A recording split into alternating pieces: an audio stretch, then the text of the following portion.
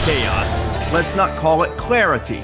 But there are some pictures that are taking shape and form going to the college football playoff potential. This is a College Game Day podcast for Monday, November 25th. An early happy Thanksgiving week to all of you. Rece Davis, Pete Thamel, and Ryan McGee here. And a reminder that we would love it if you would subscribe to the podcast so you never miss a single episode or download wherever you prefer to get your podcast. What a weekend it was. One of the more entertaining Saturdays of the season. And I feel as if we've said this virtually every week from the start of College Game Day in Columbus for Indiana and Ohio State to Oklahoma showing up and derailing Alabama's playoff hopes almost certainly, to the wild affair with Auburn and Texas A&M impacting the Aggies' path to get into the playoff. Now they pretty much have to win the SEC, or that's not going to happen. Arizona State doing its best to screw up a game it had won. And then one of the more entertaining dumb loses more than smart wins that I can imagine in quite some time in a game that was completely off the radar.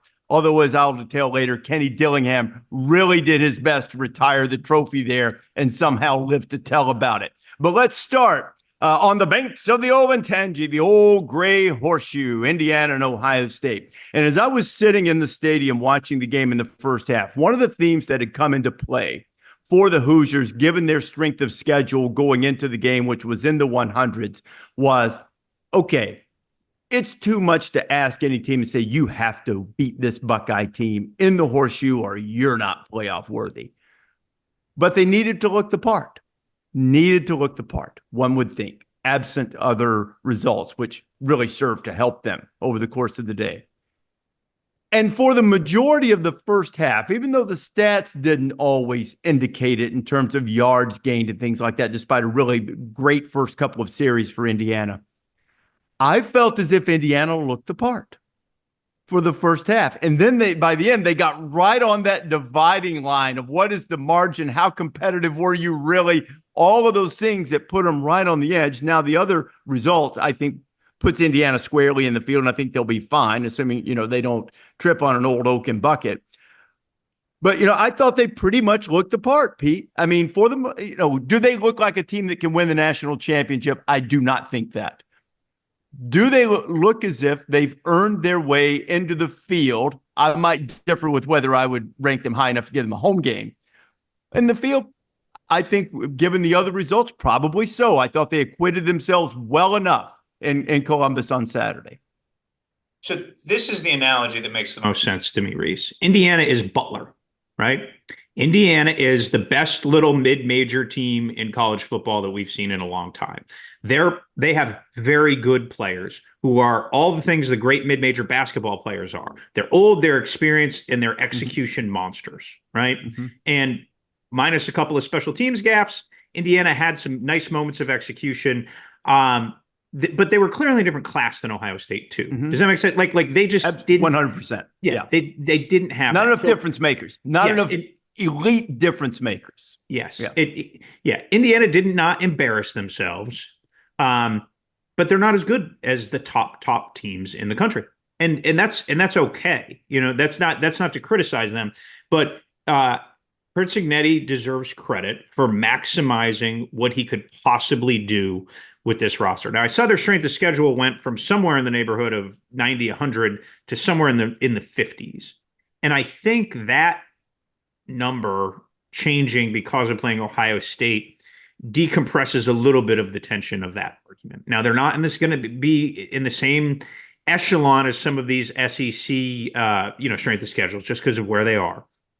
But I think they're probably going to settle in the 70s and 80s though, because they play Purdue next, so they're gonna take another pretty big hit this week too. Yeah, you think it's that much for Purdue?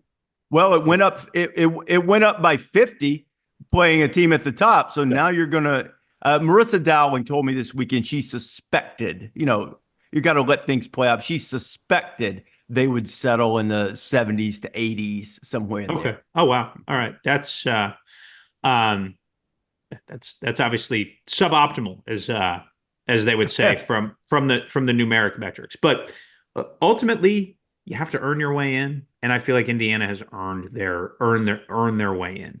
They did not play great And watching the TV coverage, you heard kind of Joel Klatt talk about, if it weren't just for two things. Well, if it weren't for those two special teams guys, sure, but those are two extra possessions. They moved in Ohio State moved the ball generally well all day. They stalled out twice in the red zone, I want to say, in the first half, the interception that went off the backup tight end's hands. And they went for it in the 4th and 1. Like Ohio State moved the ball on them. Just generally, like a team that's a double-digit favorite, right? That's about how that game played out. But it was not an Indiana embarrassment or an abomination or anything that you have to radically change the prism of where and how you think about them. So yeah, I thought they were about what I thought they were, and that's a team with 26, 28 transfers, whatever the number is, and 13 guys from James Madison who are doing the best they can. Remember, Rece, mid-season, and this may have changed because guys have played well and shown out.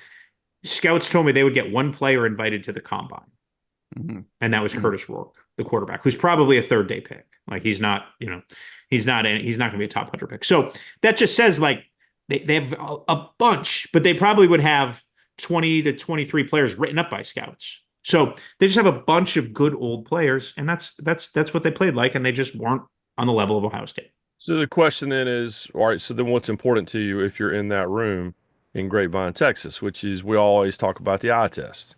And, we all, and the three of us all and our colleagues, we always talk about as soon as they get off the bus. As soon as they get off the bus, you got a pretty good idea of, all right, this team looks like a team that's ready to go contend for a national championship. This team does not. So if you're, and I'm not seeing Indiana in person this year, but if you guys are saying all this about they're fine, it's an amazing story. To me, it's the story of stories. And Kirk Cignetti does not get on my nerves. He drives some people crazy. I thought his press conference after the game was awesome. When he's just like, come on, what are we doing here? Of course we're, that was masterful, I thought. It was unbelievable. He didn't answer the question by not answering, or answer the question by not answering the question. It was awesome. But it's a great story. Last one. You said earlier that you don't make the decision about who's in the playoff, but you think going into this last week that you should be one of the 12 teams that's in the playoff based on your body of work to this point. Is that a serious question? I'm not even going to answer that one. The answer's so obvious. But if you're really looking for a national champion, a fine team that's a great story, but that these other guys look like they're ready to play for a national championship. That room fascinates me because, like we talked about with the mock selection committee exercises we've all done, it's crazy to me how much that room changes, exercise to exercise, let alone year to year when it's actually people voting on it. So it goes, it's a selection committee now, like the basketball tournament. So, all right, so what do you think? Do you think this is a team that can really contend, or do you think this is a team that it'd be a great story if they were in there, but are you ultimately wasting a spot because you don't think they're going to make it out of the first round anyway? So they fascinate me. They really do. Do you think they should be in, Ryan? Per the eyeball test that we're talking about, no. Okay. Yeah. Do you think they can win a national championship? If you don't think they can win a national, if you in your heart of hearts don't believe that they could win a national championship or at least make enough noise to get out of the first round, maybe make a run to the semis, are you ultimately wasting a spot? Well, here's my thing, Ryan. A couple of things about that. How many teams do you think can win the national championship? Because I'm going to tell you right now, I think it's about 3, maybe 4. Yeah. This would be a great year for a 14 playoff, but it's made the regular season a lot of fun. But and I'm not trying to put words in your mouth. How many? No, it's a great question. And honestly, I saw Texas on Saturday, and they get off the bus looking like a team that's going to a national championship. But they have the potential to at any moment be amazing. But they were fine. We all agree Kentucky is a disappointing year, but they're big and physical, and ask Georgia, right? Ask a lot. Ask Tennessee. Ask a lot of teams. They'll wear you down. But when I saw Texas, I think they have the potential on a given Saturday to be amazing. They weren't amazing on Saturday. They were fine. And so I look at Oregon. I look at the answer is I don't think there's but a couple. that I look at and go, okay, that team's just better than everyone else. But and it might just be one at this point. But how big is the gap? How big of a gap are you willing to accept for the sake of they earned it because they had a great season? I just, that's why I'm glad I'm not in the room.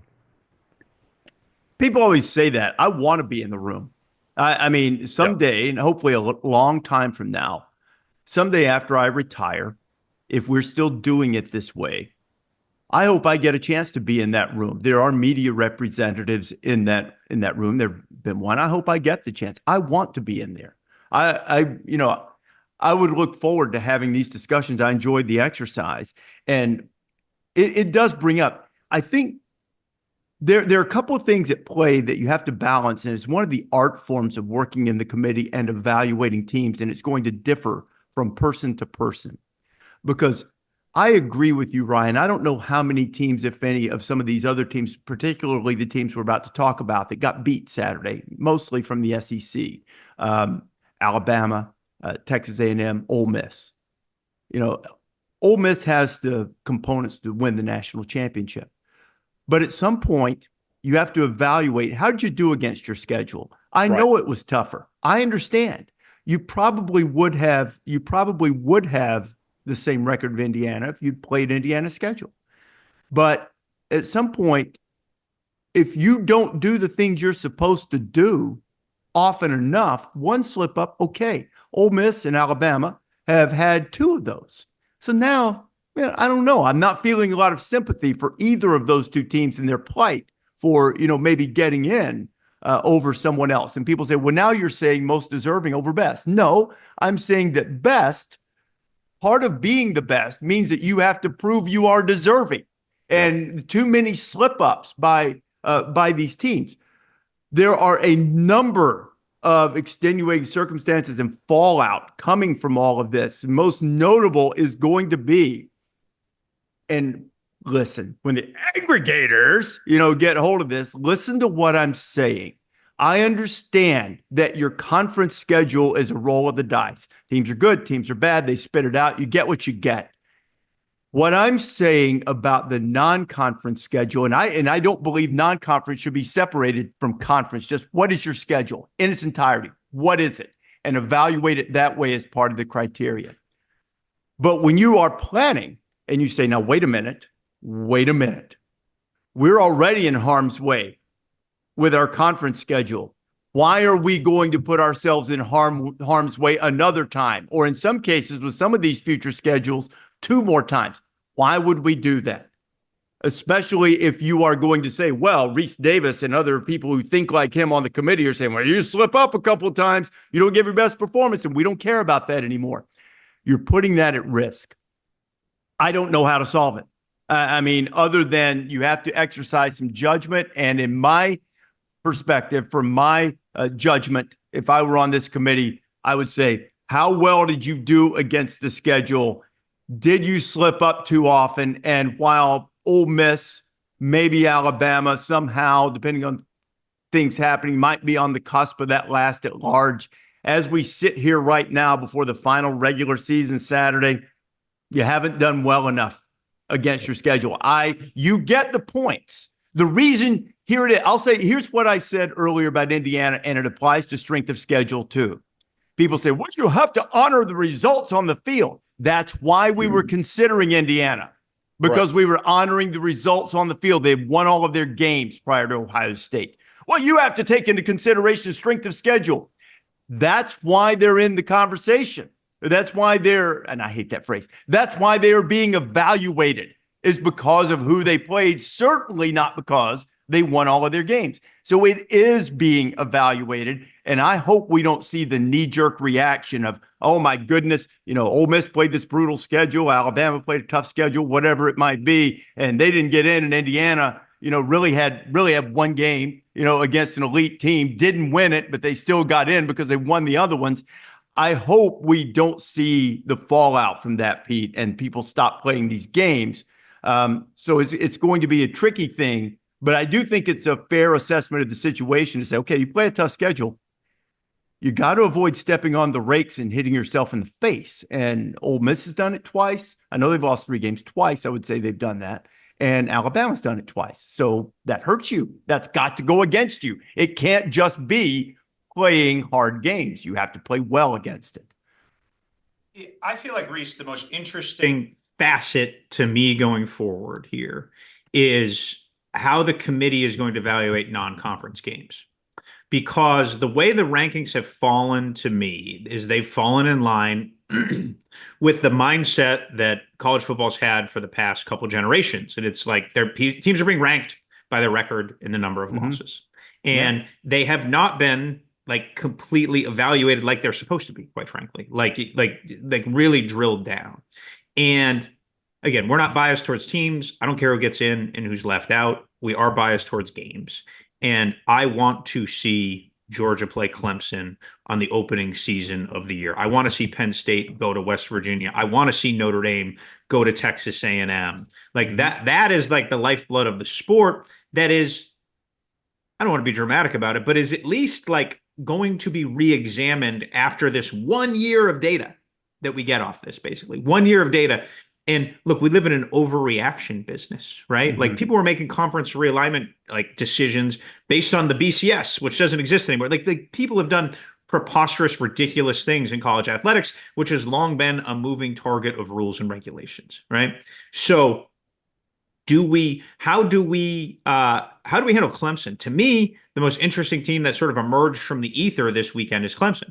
Because if Clemson opened the season against Furman, they would be squarely in the college football playoff. Yep. Mm-hmm. Period. That's right. End of story. Like, and if they got boxed out of the ACC title game because of that loss to Louisville, they would be squarely in the playoff. And it wouldn't even be, we wouldn't even be talking about them. They would be locked and loaded. Their schedule, the strength of schedule may look like Indiana's. David Hale had a tweet last night that said, Clemson has only beaten one power conference team that's qualified for a bowl. Wow. Is NC State bowl eligible, Tobacco Ryan? They're 5 and 6. They're 5 not and 6. yet. Okay. They're not. Yep. So then they beat Pitt. Yep. And that's They beat Yep. Pitt, and that's it. Yeah, because Virginia Tech is 5 and 6. I'm looking at their schedule right now. Appalachian State's had a tough season. I don't know their record off the top of my head. And then they lost to Louisville. They lost to Georgia.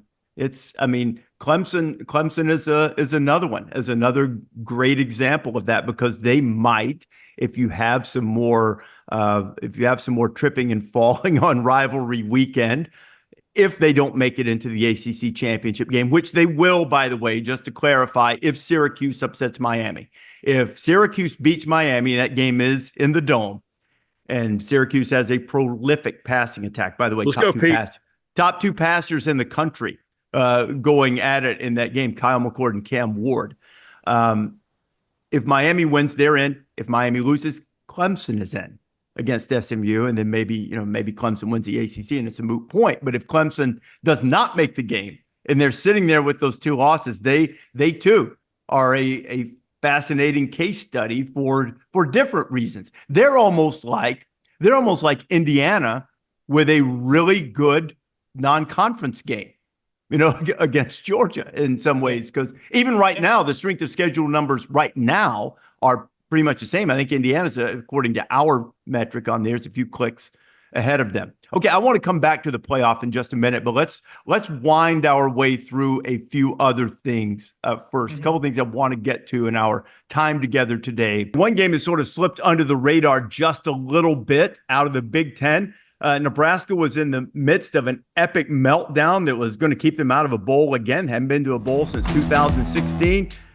Best in the game, the Nebraska Cornhuskers, getting past Wisconsin in what I like to call the Barry Alvarez Bowl, and the Huskers, Big Red Nation, the Big Red thrashing machine, on its way to the postseason again. Hey, welcome aboard the 90s class of misery, right? Tennessee finally got it together. Michigan won our national championship. Florida State showed back up for a minute. The only one left was Nebraska, and now they're at least going to be playing in the postseason.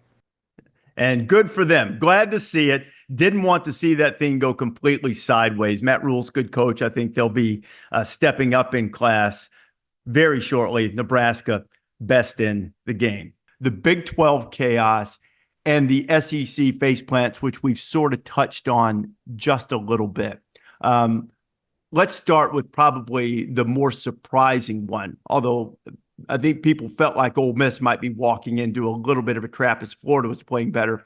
People did not think that about Alabama. And Alabama, that's as bad a performance. That was a colossal collapse, meltdown, a horrific performance. All credit to Oklahoma for coming out and taking the fight to them.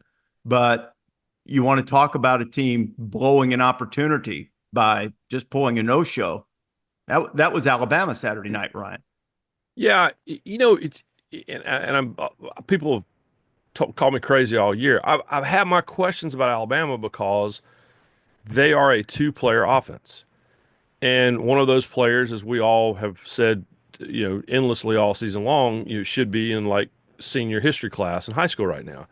And when Jalen Milroe is on, Alabama is probably going to win the football game.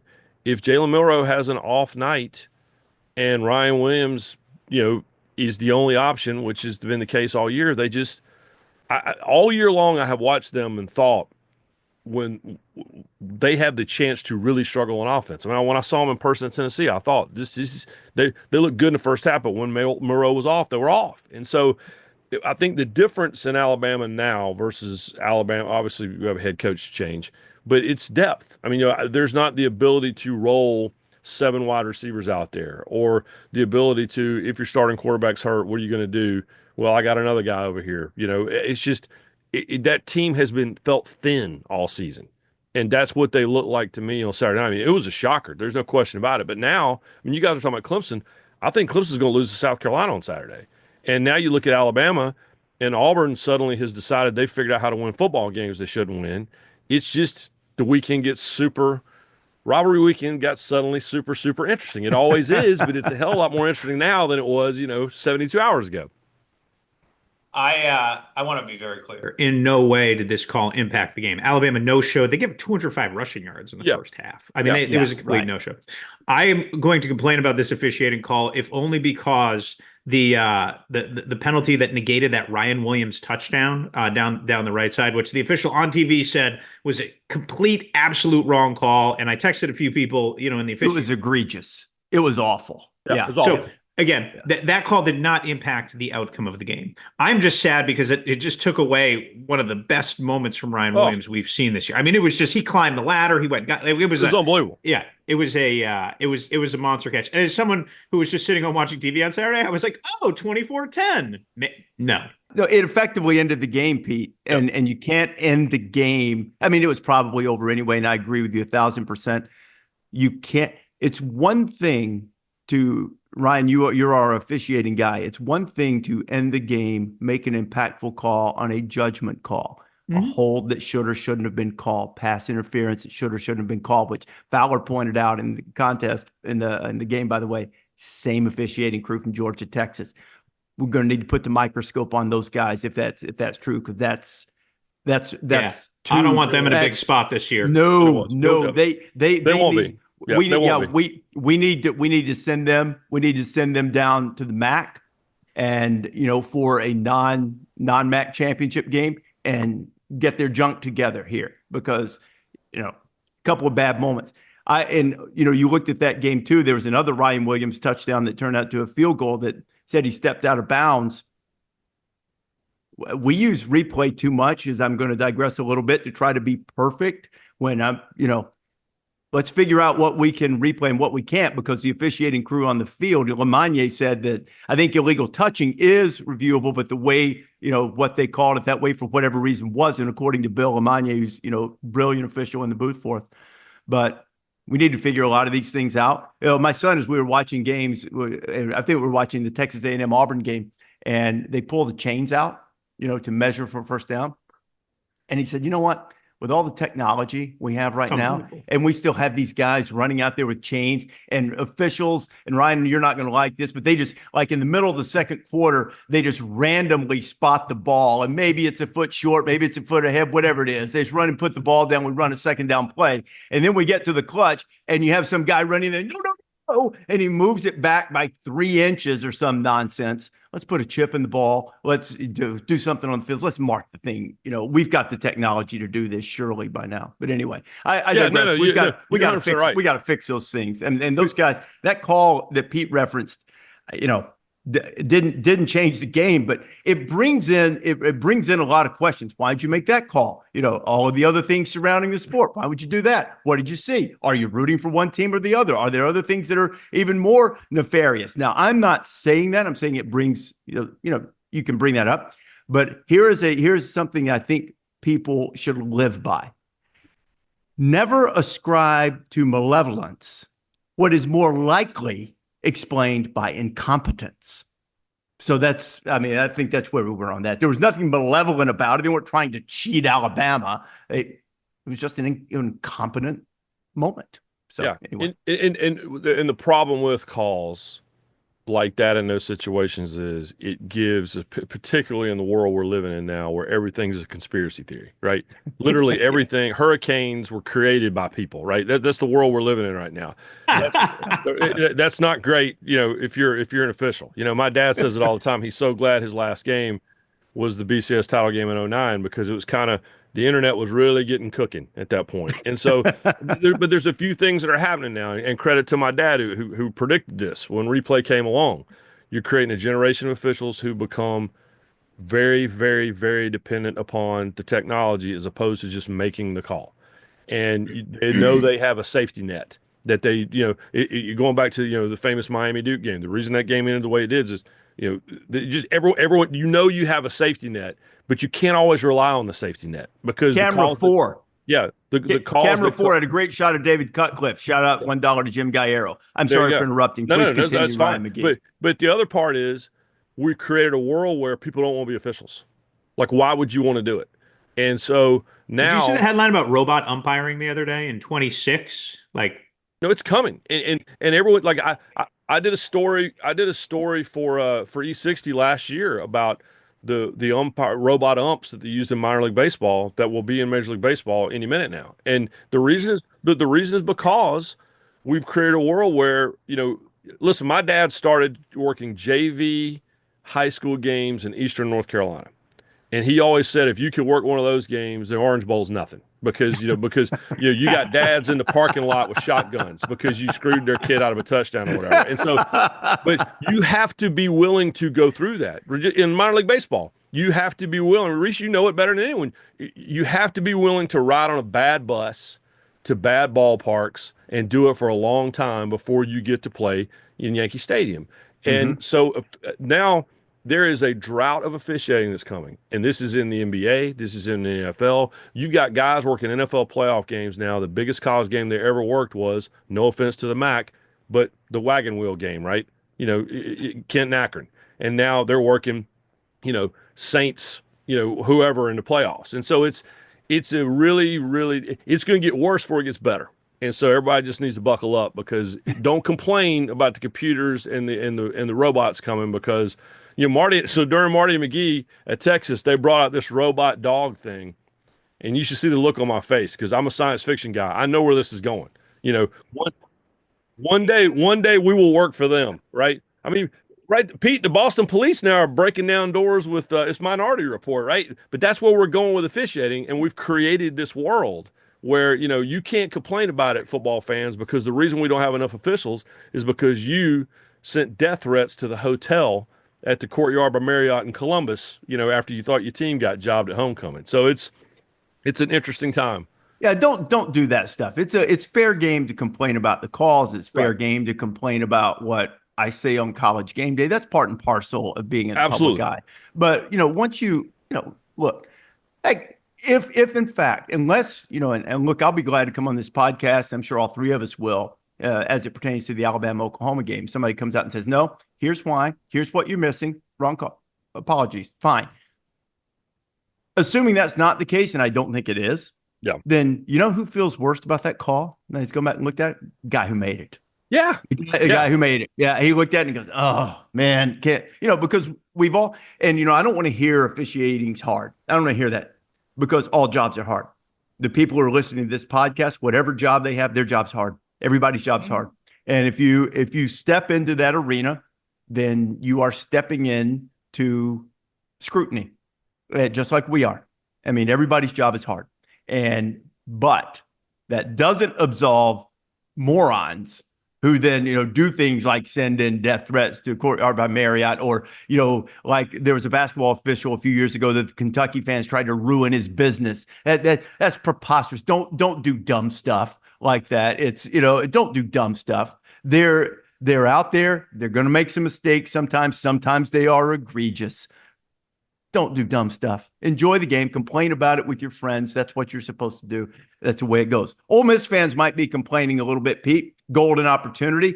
Much improved Florida team. Tough Florida team. Limited offensively. And Ole Miss probably, like Alabama on the road, probably played itself right out of the playoff on Saturday, didn't they? Probably. They did, Rece. And I still can't help myself from watching that game, just thinking that Ole Miss had every opportunity to win. I want to say they had 3 empty red zone trips in the first 3 quarters, 2 4th and shorts in the red zone, and then a missed field goal in the red zone. And there's one thing we've learned about Lane Kiffin in his career is he will not just take the points, right? And that's what makes him great, right? Lane Kiffin's the most compelling, polarizing, fascinating figures in college football. He's completely unfiltered, and he has a mischievous side that lends well to our business, quite frankly. And he coaches like a bootlegger on the sideline. You know what I mean? He is just out there. And I think, especially in this era, you have to just take the points. And I think the Saturday will loom as a long, hard lesson for Lane Kiffin and his Ole Miss team. And shout out, by the way, to the week 3 episode of this podcast when I had just been in Gainesville, and I was at that Friday night dinner with all the big Florida muckety mucks, and they were all going, "Well, we lose to A&M on Saturday. Billy Napier is all going to be fired on Monday, and we're going to hire Lane Kiffin." Well, how'd that work out? Because remember, I was like, I remember. Y'all had me cornered. Oh, we're going to hire Lane Kiffin. He wants the job, and we want him, and he fits here. And that's list of 1, I think, is what I came away with that and told you guys. And all I could think when that game ended was, well, Billy Napier just beat the list of 1. And it was it very uncomfortable times, very uncomfortable happiness as they head out to the Birmingham Bowl in Gainesville. It's I still think, and I said this, I had a little fun with Lane on game day because I can't remember what he texted Kirk about during the show. He texted something. We were talking, and I sort of took a little jab and playful jab with him about him saying he didn't want to be in the SEC championship game, or I'm probably paraphrasing, making it a little stronger than that, but saying that coaches were questioning whether you would want to risk the loss and all that. I talked to other coaches, so I'll just kind of give you the feeling from some other coaches that, they don't want to be in it. The risk to get a bye, the reward to get a bye versus the risk to get knocked out completely. I mean, that's a really big risk, just to get a bye. So I think it's ended up being a very unique situation of all, postseason sports, the way that system's set up there, and how you could go to that and get knocked out. And if you don't go, you're in. And I said, hey, man, win the thing or whatever. Had some fun with him. But then I followed it up by my real feelings, which were that Ole Miss could win the national championship. I thought and still do. If they somehow sneak in as the last at-large team with more caps, they can win the thing. I believe that. At defensive front, Jackson Dart certainly didn't have his best moments at the end of that game, but Kiffin's big game feel would help them if they can get in. But that was a damaging loss. And Pete, to your point, I love the bravado and the going for it, looking at the analytics on fourth down. But sometimes when you have the better team, go ahead and take the lead. Go ahead and look, they missed a field goal too. I mean, sometimes you missed a field goal. I get that. But play the percentages more often. Trust your gut always, and he should do that. That's what's made him great. Play the percentages when you have the better team. And Ole Miss, against virtually everybody they play, is going to have better, or at worst case scenario, equal team. in terms of talent, in my judgment. So Do you anyway, think there's any chance they sneak in, Rece? they did if you look at it that way. But let's compare, and you shouldn't do this. You have to compare them with Clemson. You have to, if Indiana's at the bottom of your list, compare them And against that's fair. Indiana, compare That's them all against fair. Alabama, compare them against all of those teams. The one thing I would say the difference would be as it pertains to, let's just take a for instance, if you were comparing them, and if I'm leaving someone out, please bring them up. If you were comparing Ole Miss, Clemson, and Alabama, right? There were a number of factors you could look at. But one factor that I would look at, did you get drilled? Alabama got drilled. Clemson got drilled. Ole Miss hasn't. Ole Miss has had, arguably should have won 2 of the 3 losses, could have won Saturday. Pre-game, you can say should have won. During the game, I would say the Florida game probably fits more in the could have won category. Kentucky is a should have won. LSU is definitely a should have won. So I would, those categories in evaluation of the team, I would favor Ole Miss. That's not the be all end all. That would just be part of the judgment. I think the ship has probably sailed on them, Pete, but you're going to get down to that last at large spot. And you're going to have a lot of teams that you think, have been eliminated that we've got one more. We've got one more that we've got to figure out here. Do you think we have a 3-loss team in the playoff? We've asked this question.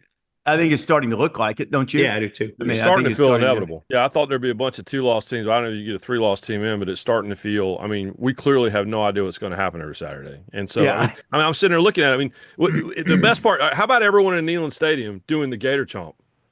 Because how about that? I mean, this is the world we're living in now, and I am all for it. Listen, Ole Miss will be watching the South Carolina Clemson game, and like they will be doing the sandstorm because that's a team they beat who has a chance to eliminate a team they're in theory going head to head against. This is why I dig it, because I dig the fact that you know what.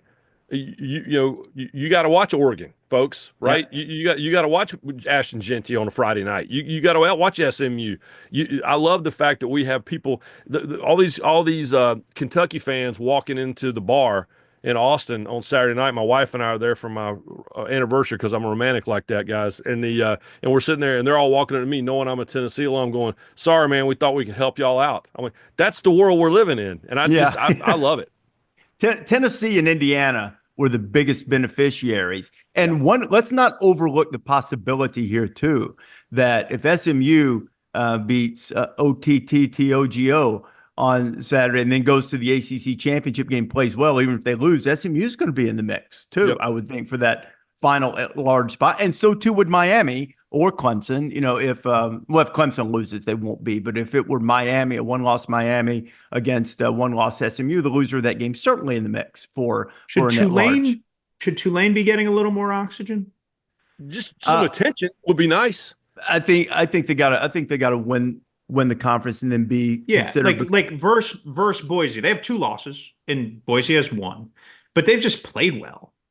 They have, but they also have losses to Oklahoma, who, even with the performance Saturday night, still at the bottom of the SEC. They got lost to Kansas State. Did you guys see? Well, there are 9 teams still in contention to get to the Big 12 championship game because it's. Remember, like word problems from junior high math? Yeah. I felt like that was like a train leaves Houston and goes 75 miles an hour. A train leaves Austin. What time do the trains meet in Abilene? It was It's they listed the 3-team tie scenarios, depending on who loses, and it creates a different matchup.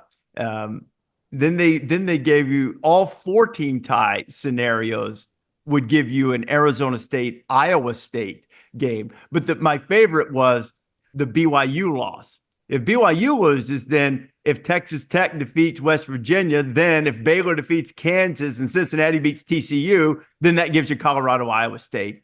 In other cases, it would be Colorado and Arizona State. If West Virginia beats Texas Tech, it's Arizona, Iowa State again. That seems to be the most likely one, but that thing's a complete mess. Pete, what you and I both have all 3 of us have high regard for Kenny Dillingham. He's done an amazing job. They're 9-2. They're 9-2, picked last in the Big 12. Almost, I've just laid out some of the scenarios, almost controlled their destiny, and they would be one shot away from the playoff if they make it to the Big 12 championship game, win the Territorial Cup, and nothing really wonky happens to squeeze them out. One game away from the playoff.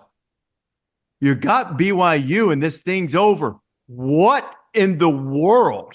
Oh. What in the world was he doing, turning second and goal from the 3 to fourth and goal from the 50? And then after the field storming clearing, BYU had a Hail Mary that they almost made. Whatever plan and analytics book that Kenny tried to use to do the old schoolyard things that I can't imagine they spend practice time on, trying to run out the clock at the end. And I'm just going to run backwards. I'm going to play a video game and run backwards and run side to side and throw it as high as I can and run out the clock. Kenny, my friend, you live to tell about it. Never, ever, ever, ever do that again. How about with a 5-point lead, we just score a touchdown, put the game away? Second That's goal what from 3. blew. If it was a 1-point game, I could maybe see, because if it was one possession kind of thing, I could maybe see that. And they're on the 3. They're on the 3. Run the ball. Give it to Scatterboo. Tell him, run to the edge to burn some time. If you get in the end zone, great. Whatever you do, do not go out of bounds. Yeah. Whatever you do. Don't fumble, don't go out of bounds. Don't fumble, don't go out of bounds. Why? But he lived to tell about it. Just never, when you make a catastrophic error in judgment in your life, never just, and you get away with it, just get on your knees. Thank the Lord that you got away with it, and never do it again, Ryan. Never, ever, ever do it again. Right? No. So thank the Sun Devil. Thank you so much. Right. Well, you went the opposite way. I decided to thank the Lord. You're thanking the other guy, but whoever was responsible for it. Yeah. Yeah. But it was funny. I texted a friend of mine who has a daughter at Arizona State, and I was like, did you ask her did she storm the field? And because everybody's texting me with a daughter at South Carolina, did your daughter storm the field? Because we are now, I didn't see this coming about 2024. We're now in the golden age of field storming. Despite everyone's best efforts to despite all the gray-haired guys trying to stop it, it's not, you can't stop it. But I texted, did your daughter storm the field? And the text back was, yes. And I said, why would you do that when you did it? And she said, Dad, even the coach didn't know what was going on. How are we supposed to know? I was like, fair enough. The game is over, and now they can celebrate. Arizona State with the win. But what a night. I mean, it was just that this season has been, and again, we won't know until we get to December the 8th, but we're not 2007 yet, but we're getting close. We're right there. We're right close. There. And it is, and to me, when we do the 30 for 30 on this season, they should get their own segment, the end of that game, because to me, it kind of summed up the whole year. I promised I would do this. The Big 12 is crazy. I feel mildly vindicated with my egregiously bad preseason pick of Kansas being into the playoff. The Kansas most certainly has had an impact on who will represent the Big 12 in the championship game. They're rolling now. I mean, back to back to back. I mean, you take down Iowa State, BYU, and Colorado in consecutive games, and so they'll be a little frustrated by letting a lot of those one-possession games get away. But it does show you how crazy the season has been. Nowhere has it been crazier than the Big 12. But I promised I would get to this, Ryan and Pete. I want to lay out the case right now for doing away with the conference champions automatically getting a bye into the quarterfinal rounds, the 4 highest ranked conference champions as prescribed right now by the college football playoff formula. And I'm going to give you an example of why this is. Championship tournaments, if they are going to reward the regular season, first and foremost, should not have the top seed placed at any type of disadvantage relative to everyone else. Upsets happen. They're going to happen more often in college football than they do in college basketball because top seed versus the lowest ranked seed, there's less of a gap than there is in basketball. If you take, for example, at this moment, how things would likely play out. Let's say, for instance, that Ohio State avenges its regular season loss in the Big Ten championship game and they get the number 1 seed in the playoff, okay? They get the number 1 seed. That would almost certainly mean that Oregon gets the number 5. We've talked a lot about the number 5 spot being the place to be. And the court will stipulate that, you don't have a risk by getting a bye into the quarterfinal game. You don't have to play it. Oregon certainly would be at risk against whoever the 12 seed is. But if they get past that 12 seed, which would likely be against the top group of 5 champion, a team like Boise State gave them a good game, play them, maybe them, maybe it's against Tulane. And let's say the Ducks win that game. Then everybody's on equal footing in the quarterfinals, neutral site game.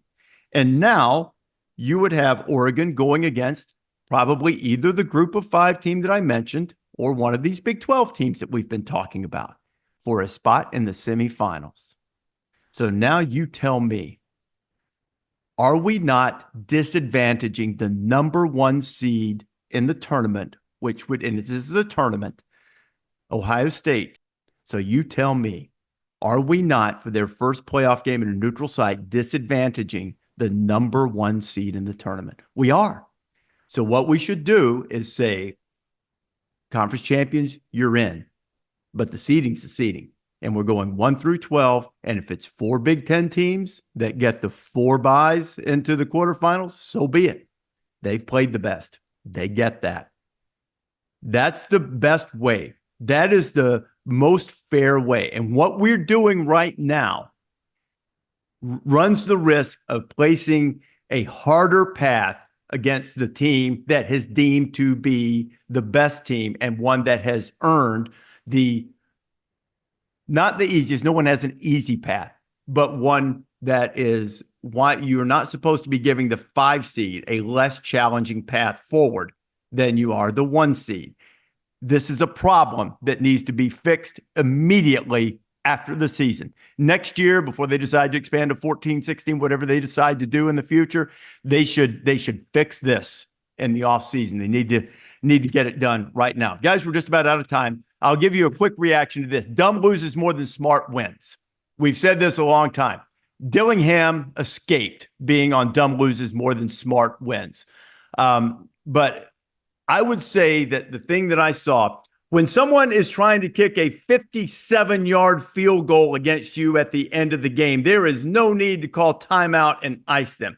This is what Greg Schiano did in the Illinois-Rutgers game. And Brett Bielema very wisely saw immediately, well, you know what, I got no shot at this. Might as well try to score a touchdown and win the game. And because you gave him more time to think about it, then he does the right thing and Illinois pulls off a miraculous play and they beat Rutgers. Greg Schiano's a really, really smart football coach, but sometimes when you try to outsmart yourself and get in the heads of the kickers and ice the kicker from 57, really? You know, on a November day in the Big Ten, you're going to ice him from 57? Let him kick it. Let him kick it, man, because you brought it into the equation. And that move, though Schiano, one of the smartest guys around, dumb loses more than smart wins. We appreciate you listening. College Game Day Podcast. Hope you have a great Thanksgiving. We'll be back with another episode later this week, complete with game picks. Remember, download this podcast wherever you prefer to get your podcast, or better yet, subscribe so you never miss a single episode.